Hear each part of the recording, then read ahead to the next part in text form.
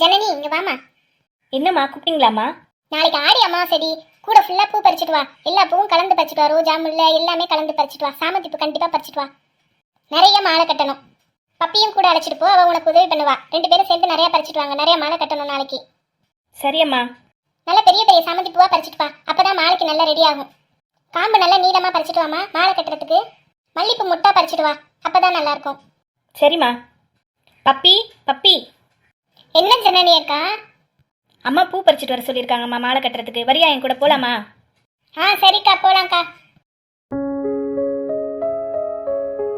பாட்டி பாட்டி ராம் கிளம்பிட்டியாடா? சாப்பிட்டுட்டு போயேன்ப்பா. பாட்டி நான் டயட்ல இருக்கிறேன், நான் வந்து சாப்பிடுறேன். என்ன புள்ள வளர்த்து வச்சிருக்காளோ, காலையில கூட சாப்பிட மாட்டாங்கிறான் என் பேரன். அட விட்ரி அவனை, இந்த காலத்து பிள்ளைங்களாம் அப்படிதான் வந்து சாப்பிடுவான். செஞ்சு வை.